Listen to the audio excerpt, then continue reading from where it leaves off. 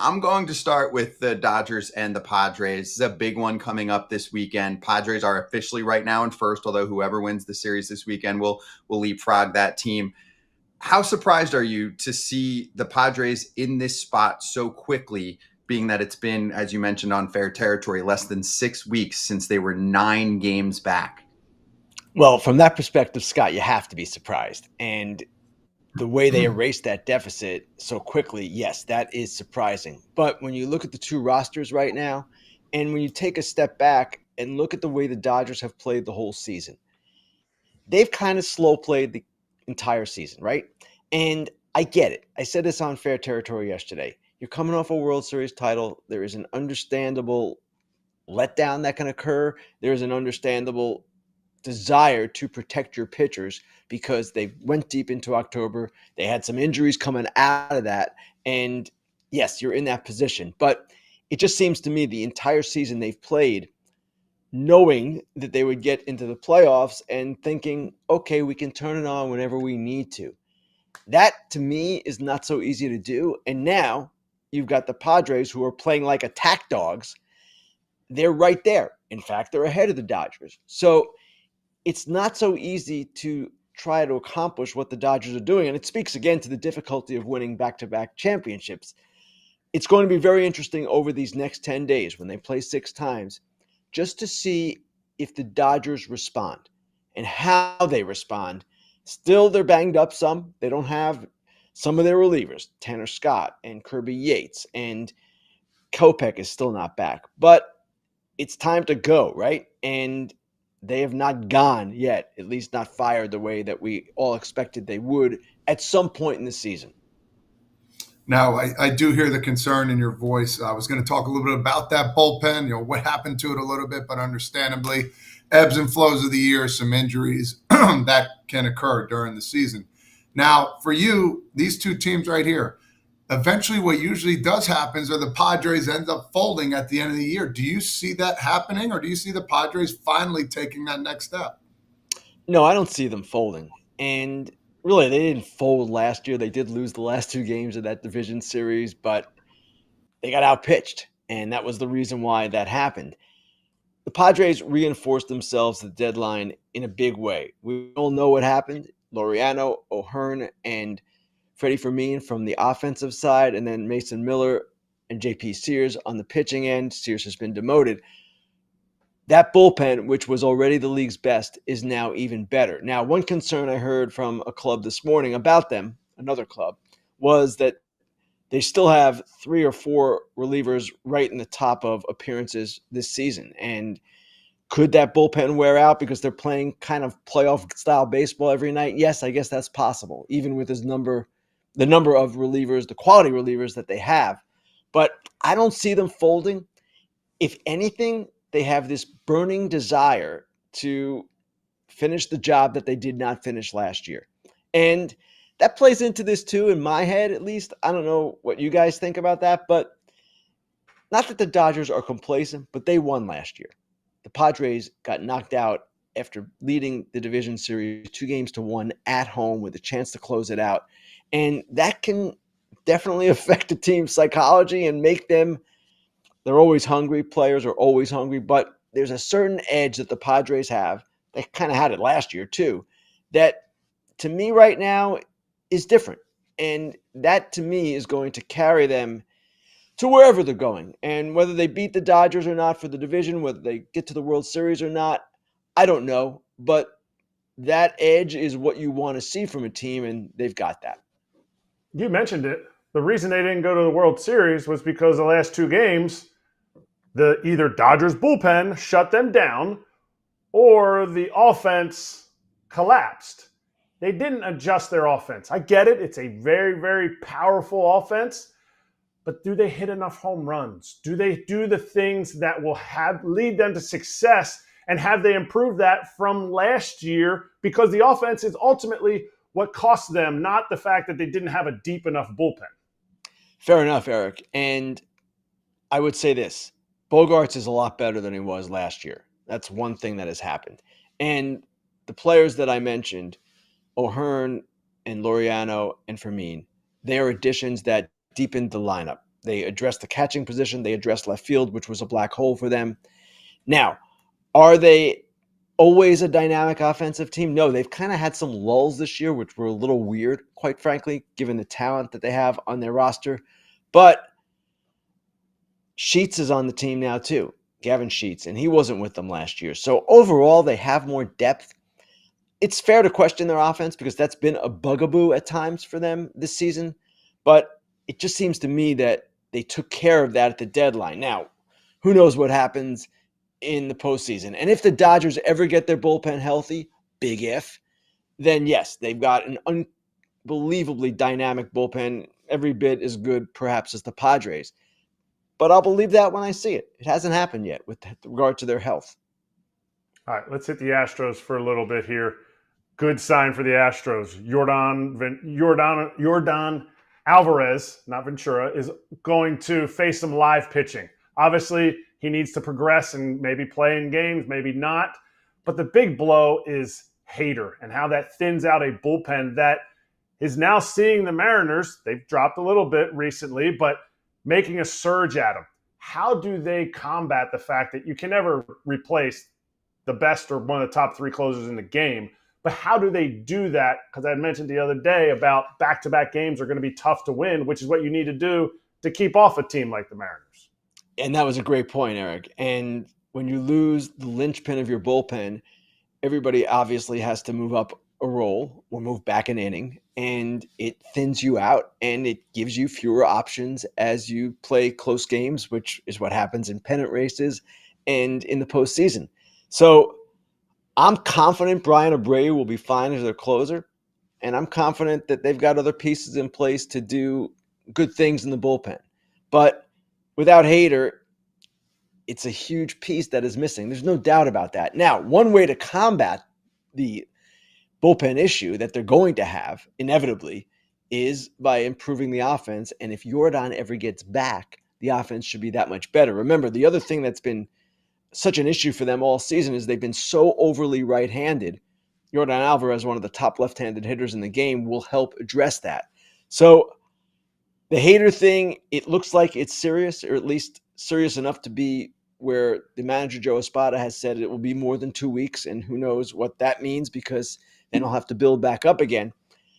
But the Astros have shown this year over and over again with 18 players on the IL at one point, with 8 starting pitchers on the IL at that point, that they are resilient, that they will find ways to win. Now, without Hader, it becomes more difficult. No one should sugarcoat that.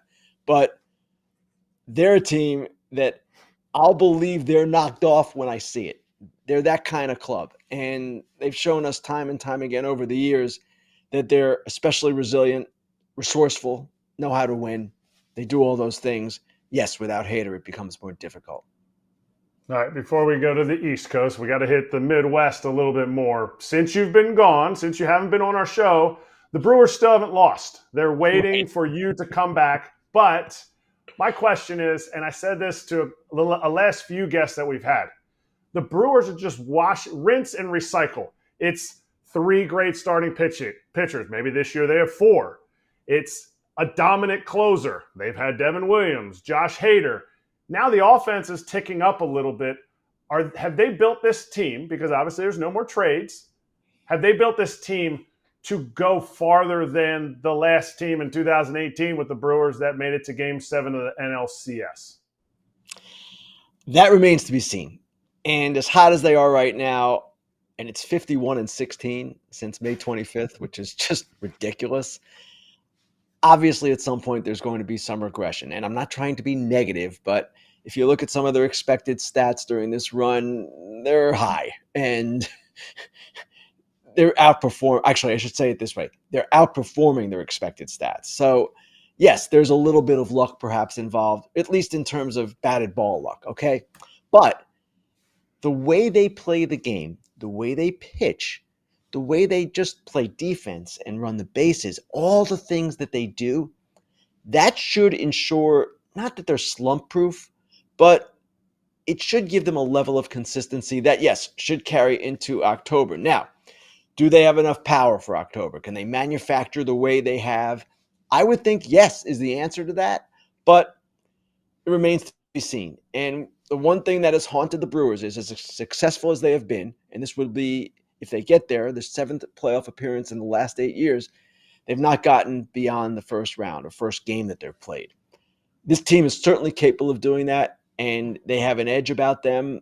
It's different than the Padres' edge, but there is a hunger there, and that's just the way that they play.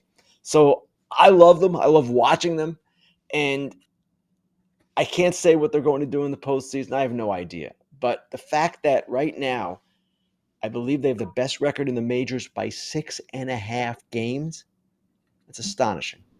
Kratz, tell everyone why they need to look into a virtual private network, aka a VPN.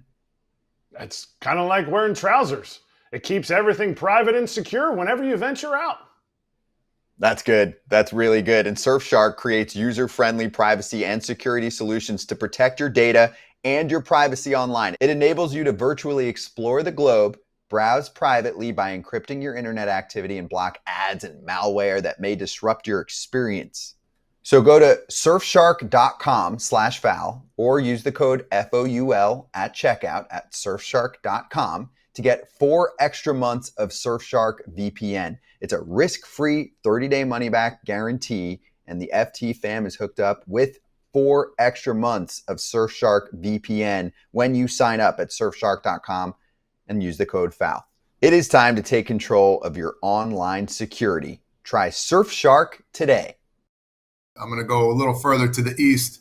New York teams. I mean, the Mets have just imploded. They are struggling big time. The Yankees, you don't know what you're going to get with either of these teams. I see the Mets are playing against the Mariners, who are absolutely scorching hot. You got the Yankees. I think you're in St. Louis right now, or doing the game in St. Louis.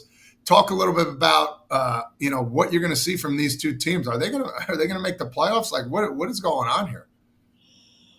I don't know that the Mets can be any worse than they've been recently. And I was looking at some expected stats this morning, and they're at the bottom pretty much of everything, which means that they should be performing better than they are based on the quality of contact and all that.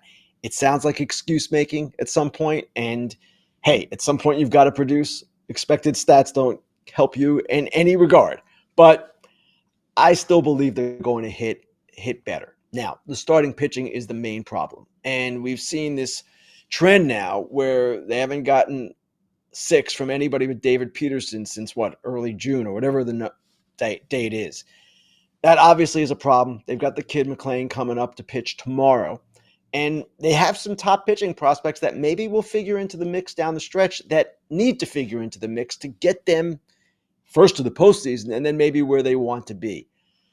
It's troubling what's happened, and Helsley has not succeeded since coming over in a big way. He's basically flopped. That's a problem too, but I still see them coming out of it. Now, coming out of it to go to the World Series, I don't know, but I do expect them to play better. The Yankees, I'm worried about the Yankees in a number of different ways. Bullpen, obviously, with Williams not doing what he's done. Yes, Bednar has come in, but they still have some questions there. Starting rotation, Max Fried pitches tomorrow. He has not been as good as he was early in the season, and they need him to be as good. And then you look at the offense, it's streaky. They've got to play Grisham in the eyes of a lot of people over Dominguez. There are a lot of things that are just kind of curious there. What has happened to Austin Wells? I don't know where the Yankees are ending up here. To lose a playoff spot to Cleveland, you saw the standings right there, would be sort of incredible, considering that Cleveland lost 2 of their best pitchers to the gambling investigation and really did nothing at the deadline other than trade Shane Bieber. They've kind of just punted on the season in a sense. Not the players, but the front office said, we're not going to add here. We've just lost 2 of our key guys. So they obviously have been a story all season long after their good start and the way that they've played. They've been kind of the anti-Brewers, right, with their lack of consistent fundamental play. Are they better than they've shown? Yes. And what Aaron Boone is saying and has said consistently, that it is in front of them and they're a talented team, all of that is true, as much as Yankee fans don't want to hear it. But it's like anything else. At some point, you have to show it. They have not shown it consistently enough. And 2 out of 3 against the Twins, they're perennial punching bags. That's not an answer long term. Ken, last one. We're talking today about the Brewers as the best record in baseball. We just talked about both New York teams struggling mightily. Oh, funny. We talked about the smallest TV market in baseball and the top TV market in baseball, which is, of course, tied to revenue. Your thoughts on where we are here, regardless of what happens in the postseason? It can often be somewhat of a crapshoot, right? We're in mid-August. The best record in baseball belongs to Milwaukee. Is the sport really broken when not everybody, when many people think that the Dodgers are going to cruise through the regular season and now we don't even think they're going to win the division? Scott, the sport has not been broken at any point, and it was not broken when the Dodgers were loading up and all these things were happening. We've seen consistently over the years, small market teams compete at a high level. Now, the argument has always been, well, they can't sustain it. All right, let's talk about the Milwaukee Brewers. I just mentioned this will be, if they get there, their 7th playoff appearance in the past 8 years. No, they haven't won a World Series, but to me, that's not the measure. The measure is getting there. How have they been able to sustain it? How, in this incredible sport that just penalizes every team in a small market, can they do it? Well, obviously they've done it. They have certain answers. Answers that teams like Pittsburgh, others can look at and say, you know what, that should be us. And I'm not saying the economic system in the sport is perfect. But what I'm saying is to suggest that a salary cap is the only answer, that is just simply absurd. The salary cap is not about competitive balance. What it's about is the owners wanting cost restraints and cost certainty and enhancing their franchise values. Competitive balance, there are better ways we can do things. There's no question about that. It's still not perfect. It probably will never be perfect under this system. But to say teams can't compete, well, we have examples every year that prove otherwise. And that's what the Brewers are doing right now. It's what the Rays have done over the years. It's what the Guardians do almost every year. Yes, these teams are at disadvantages. No one would argue that. No one would argue that certain things can be done to enhance their competitive ability. But to suggest the sport is broken, Scott, to answer your question, the sport is absolutely not broken, and people should stop talking about it that way, though, of course, that talk is going to continue.